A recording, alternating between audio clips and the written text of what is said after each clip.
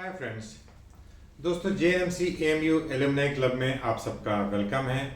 दोस्तों, आज मैं बहुत ही इंटरेस्टिंग और मैं समझता हूँ कि बहुत ही इम्पोर्टेंट टॉपिक पे वीडियो बनाने जा रहा हूँ, और जो कि मैं समझता हूँ कि हर वो बच्चा जो कि MBBS करने के बाद उसके मन में दुविधा रहती है कि मैं इंडिया में रह के काम करूँ या मैं बाहर जाऊँ, बाहर की कंट्रीज़ में जाके अपनी ट्रेनिंग को थोड़ा इम्प्रूव करूँ और बेहतर के से अपने आप को इक्विप करूँ और फिर अपने मुल्क में आके प्रैक्टिस करूँ। तो इसीलिए मैंने सोचा कि ये जो अक्सर मेरे पास मेरे बच्चे हैं और मेरे बच्चों के जो फ्रेंड्स हैं मुझसे डिस्कस करते रहते थे कि अंकल मैं नीट एग्ज़ाम दूँ, कि मैं USMLE दूँ, कि मैं प्लैब दूँ। तो इसीलिए मैं अपनी एक ये सीरीज़ शुरू करने जा रहा हूँ जिसमें मैं अपने जो हमारे जो यंग मेडिकल ग्रेजुएट्स हैं उनको मैं गाइड करना चाहता हूँ कि आपको क्या चुनना चाहिए और क्यों चुनना चाहिए। अल्टीमेटली ये बच्चों का ही डिसीजन होना है कि उनको कहाँ रहना है, इंडिया में रह के यहाँ की तालीम हासिल करके इंडिया में सर्व करना है, या आपको बाहर जाके बाहर की कंट्रीज़ में सर्व करना है, या बाहर जाके तालीम लेके आपको इंडिया में आना है। तो इसीलिए अब आज का जो मेरा कंपैरिजन वाला वीडियो है, आज हम लोग नीट PG और USMLE के बीच में कंपैरिजन करेंगे। दोस्तों, नीट PG जैसा कि आप लोग जानते हैं कि MBBS करने के बाद आप 1 साल की इंटर्नशिप करते हैं और उसके बाद आप नीट PG देने के लिए आप एलिजिबल हो जाते हैं। ये एक वन टाइम एग्ज़ाम है जो कि आप लोग जब देते हैं और इसको अगर आप क्वालिफाई कर जाते हैं, आपकी रैंक अच्छी आती है तो आपको कॉलेजेस मिल जाते हैं, अच्छी रैंक में गवर्नमेंट कॉलेजेस मिल जाते हैं, और अगर आपकी रैंक थोड़ी कम होती है तो आपको, और आपने क्वालिफाई किया है तो आपको प्राइवेट कॉलेजेस मिल जाते हैं। तो ये तो हमारे इंडिया का सिस्टम है। नीट की जो आप कहिए कि पढ़ाई है, यूजुअली बच्चे इंटर्नशिप से पढ़ाई शुरू कर देते हैं, कोचिंग वगैरह करते हैं, और ये बहुत मुश्किल एग्ज़ाम मैं समझता हूँ कि नहीं है। अगर बच्चे की बेसिक कंसेप्ट ठीक है तो नीट में अच्छे इसको लाना कोई मुश्किल काम नहीं होता है। अब हम लोग इसके अलावा बात करते हैं USMLE की।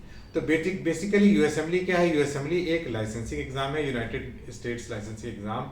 इसके लिए आपको तो पहले ये देखना है कि आपका जो कॉलेज है, मेडिकल कॉलेज जो है वो आपका यूनाइटेड स्टेट्स के जो फॉरेन मेडिकल ग्रेजुएट्स की जो लिस्ट है उसमें आता है कि नहीं आता है। अगर आपने ऐसे मेडिकल कॉलेज से किया है जो कि उनकी लिस्ट में नहीं आता है तो आप USMLE का एग्ज़ाम नहीं दे सकते। तो पहले तो आप जाके अपने कॉलेज के नंबर को और उसके जो फॉरेन मेडिकल ग्रेजुएट ECFMG का जो वेबसाइट है वहाँ पर आप चेक करेंगे, और अगर आप एलिजिबल हैं तो आप ECFMG को अपने आप को रजिस्टर कर सकते हैं। अब USMLE एग्ज़ाम जो होता है वो 3 स्टेप्स में होता है। पहला USMLE 1, USMLE 2 जिसको कि CK कहते हैं, अब पहले CS भी होता है, अब CS ख़त्म कर दिया गया, और उसके बाद एक इंग्लिश का एग्ज़ाम होता है और एक इस थर्ड जो USMLE का थर्ड स्टेज का एग्ज़ाम होता है। अब इसकी प्रिपरेशन बहुत वास्ट होती है। USMLE के एग्ज़ाम करने में यूजुअली बच्चों को 1 से 2 साल की ट्रेनिंग करनी पड़ती है, और इसमें बहुत ही इन डेप्थ नॉलेज वो चेक करते हैं। USMLE का जो फ़ायदा है कि आप अपने 3rd ईयर के बाद भी आप एग्ज़ाम को दे सकते हैं। कोई ज़रूरी नहीं कि आपने MBBS ही किया हो उसके बाद आप USMLE का एग्ज़ाम दें। जैसा कि नीट है कि नीट PG आप तभी दे सकते हैं जब आपकी इंटर्नशिप कंप्लीट हो गई हो, बट USMLE का जो पार्ट 1 एग्ज़ाम है वो आप अपने अंडर ग्रेजुएट के दौरान भी दे सकते हैं। तो एक तो ये एडवांटेज है कि अगर किसी ने जाने का मन बनाया है तो इसको बाहर USMLE का एग्ज़ाम लेना है, और ख़ास तौर पे वो मेडिकल ग्रेजुएट जो कि बाहर की कंट्रीज़ में पढ़ रहे हैं। कुछ लोग नेपाल से कर रहे हैं, यूक्रेन से कर रहे हैं, फिलीपीन से कर रहे हैं, चाइना से कर रहे हैं, तो उनके लिए मैं समझता हूँ कि USMLE एक बेटर ऑप्शन हो जाता है, क्योंकि उनको फिर इंडिया में आने के लिए भी उनको एग्ज़ाम देना है और बाहर जाने के लिए भी एग्ज़ाम देना है।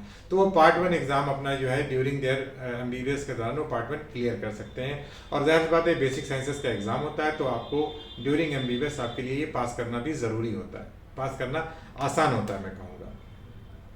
अब आता है कि आपने अगर पार्ट 1 की प्रिपरेशन और नीट की प्रिपरेशन में क्या फ़र्क है, तो मैं ये बता दूं कि USMLE का जो पार्ट 1 है बहुत ही इन डेप्थ नॉलेज आपकी चेक करता है, बल्कि जो नीट का एग्ज़ाम है ये आपको बहुत डीप नॉलेज आपकी चेक नहीं करता है। इनका ब्रेथ बहुत चौड़ी होती है, मतलब आपसे बहुत से ऐसे सवाल पूछे जाएंगे, बहुत से सब्जेक्ट इसमें इंक्लूडेड होते हैं जिसकी हो सकता है आपको ज़रूरत भी ना हो। तो आपको बहुत डीप नॉलेज की ज़रूरत नहीं है, बट आपको एक वास्टर सिलेबस कवर करना पड़ता है, जो कि आपको कोचिंग के जरिए, या अगर आपके बेसिक से स्ट्रांग है तो आप उसको कर सकते हैं।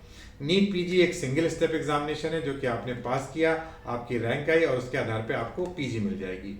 बल्कि जबकि USMLE एक लंबा एग्जाम है, आप पार्ट 1 क्लियर करेंगे, फिर आप पार्ट 2 CK क्लियर करेंगे, फिर आप पार्ट 3 क्लियर करेंगे, और ये फिर आपको उसके बाद भी कोई गारंटी नहीं कि आपको PG मिल जाएगी। जब आप ये सारे पार्ट क्लियर करेंगे तब आप उनके मैचिंग प्रोग्राम में जाएंगे, और मैचिंग प्रोग्राम में जाने के लिए फिर आपका जो आपके स्कोर्स हैं ये तो आपको देखे ही जाएंगे। इसके अलावा आपकी क्वालिटी कैसी है, आपने रिसर्चेस क्या किए हुए हैं, आपका क्लिनिकल एक्सपोजर कितना है, आपने किस तरह से आपने सोसाइटी में हेल्प किया, आपने किसी एनजीओ के साथ काम किया कि नहीं किया। तो बेसिकली ये आपकी क्वांटिटी भी चेक करता है और आप एज ए ह्यूमन बीइंग कैसे हैं आपकी क्वालिटी भी चेक करता है। और उसके बाद जब आप मैचिंग प्रोग्राम में जाते हैं तब भी कोई गारंटी नहीं है कि आपको वहाँ पे रेजिडेंसी मिल जाएगी। तो ये एक डिसएडवांटेज है कि एक लंबा प्रोसेस है, एक लेंदी प्रोसेस है, इसमें काफ़ी पैसे भी खर्च होते हैं और उसके बाद भी कोई आपको ये गारंटी नहीं देता है कि आपको मैचिंग उसी साल मिल जाएगी या अगले साल भी मिल जाएगी। तो इसमें जब से आप यू असेंबली की तैयारी शुरू करते हैं और जब तक आप रेजिडेंसी में जाते हैं तो इसमें ऑन एन एवरेज मैं समझता हूँ कि 2 से 3 साल लग जाते हैं। जबकि नीट आपको 1 साल में आप तैयार करके एग्जाम देंगे, आपका सिलेक्शन हो गया, आपने क्वालिफाई कर लिया, आपको कॉलेज मिल गया, तो उसके बाद आपका पीजी में दाखिला हो जाता है जो कि आप 3 साल की पीजी कर लेते हैं। तो यहाँ पर नीट को एडवांटेज है पीजी यू असेंबली के बजाय कि भाई आपने एग्जाम दिया और आप सीधे आपको एमएस और एमडी में आपका एडमिशन मिल गया और आप वहाँ चले जाएंगे। अब आते हैं यू असेंबली की कॉस्ट के ऊपर। यू असेंबली के तीनों पार्ट क्लियर करते करते मैं समझता हूँ कि तकरीबन 20 से 25 हज़ार डॉलर आपके खर्च हो जाते हैं। जबकि जो नीट जो कि सिंगल एग्जाम है तो इसमें यूजुअली आपको 5-5 हज़ार रुपये इसकी जो फीस होती है वो आपको लगती है और उसमें आपका ये एग्ज़ाम हो जाता है। ठीक है दोस्तों, तो मैं समझता हूँ कि ये मोटी मोटी चीज़ें हैं जिस पे आज हम लोगों ने डिस्कस किया। इसको मैं आगे भी कंटिन्यू करूँगा अपने को। ये आपको कहाँ से एमबीबीएस करना है, आपको कहाँ से पीजी करना है, ये आपका डिसीजन होगा। इसके अलावा आप ये हमारे इस वीडियो से थोड़ा बहुत फायदा उठा सकते हैं। अगले वीडियो में हम लोग और इसके प्रॉस एंड कॉन्स डिस्कस करेंगे नीट वर्सेज यू असेंबली के। Bye bye, take care, see you.